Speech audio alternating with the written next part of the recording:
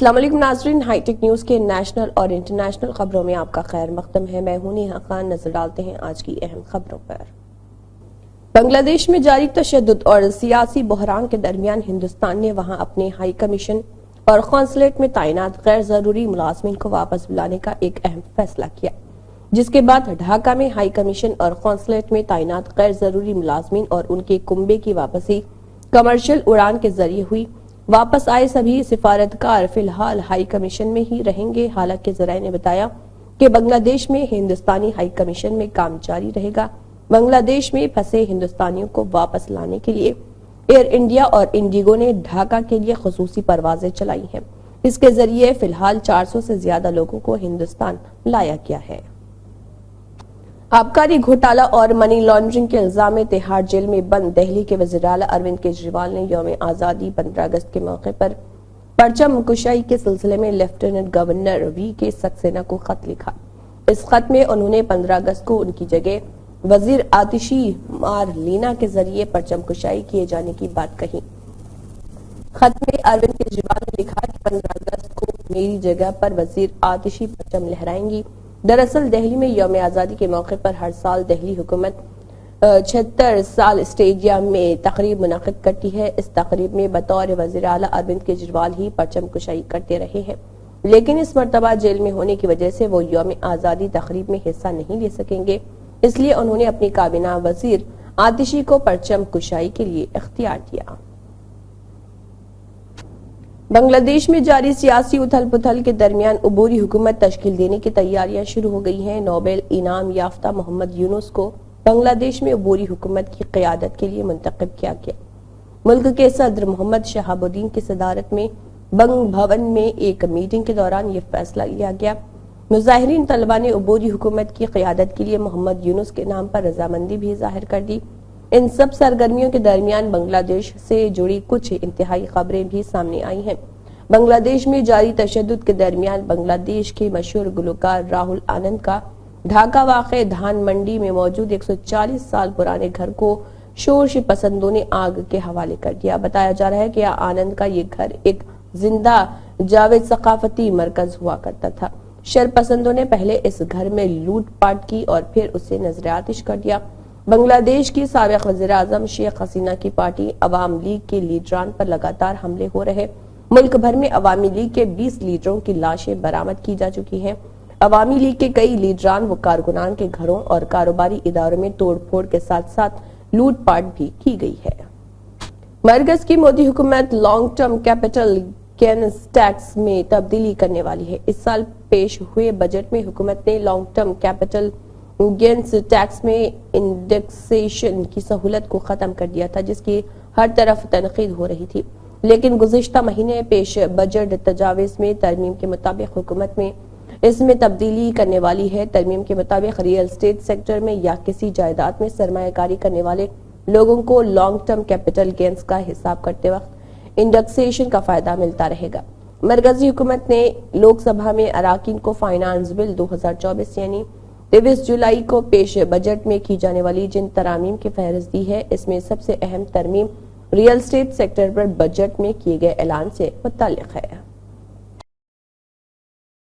بنگلہ دیش میں جاری بحران کے درمیان ایئر انڈیا کا ایک طیارہ ڈھاکہ سے 199 ہندوستانیوں کو لے کر دہلی پہنچ گیا۔ بڑی تعداد میں ہندوستانی بنگلہ دیش سے وطن واپس آنا چاہتے ہیں اور وہاں کے موجودہ حالات کو دیکھ کر ایئر انڈیا نے فیصلہ کیا ہے کہ وہ دہلی سے ڈھاکہ کے لیے اپنی مقررہ پروازیں بھرے گی۔ علاوہ ازیں بنگلہ دیش کی راجدھانی سے لوگوں کو واپس لانے کے لیے ایک خصوصی پرواز کا بھی فیصلہ کیا گیا تھا، جو کہ ڈھاکہ سے دہلی ایئرپورٹ پر پہنچ چکی ہے۔ اس درمیان خبریں سامنے آ رہی کہ جیل سے رہا کی گئی بنگلہ دیش کے سابق وزیر اعظم بیگم خالدہ ضیاء کے بیٹے طارق رحمان وطن واپس لوٹ گئے۔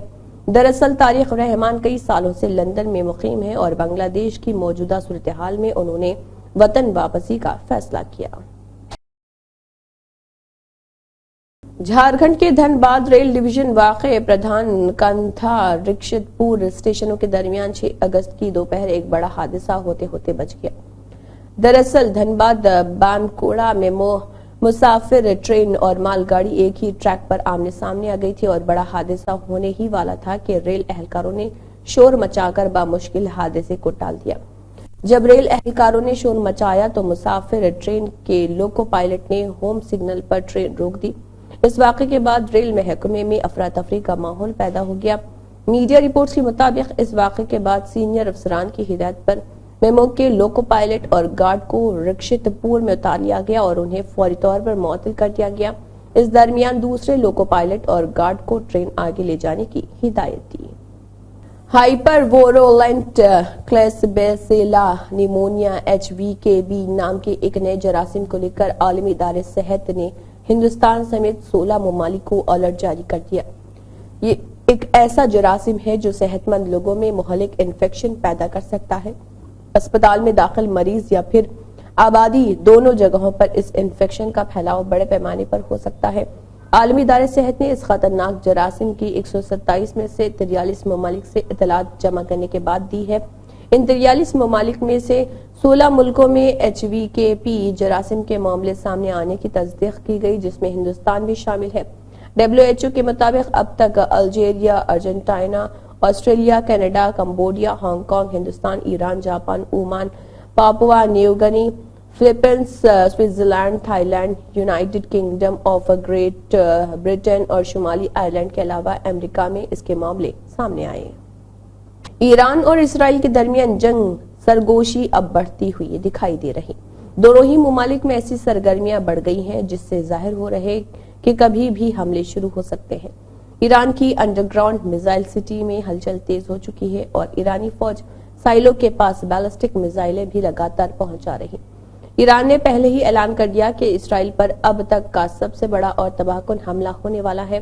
موجودہ حالات کو دیکھتے ہوئے پینٹاگون نے بھی اسرائیل کو الرٹ کرتے ہوئے کہا ہے کہ ایران اس مرتبہ 2000 میزائلوں سے حملہ کر سکتا ہے اور یہ حملہ کسی بھی وقت ہو سکتا ہے۔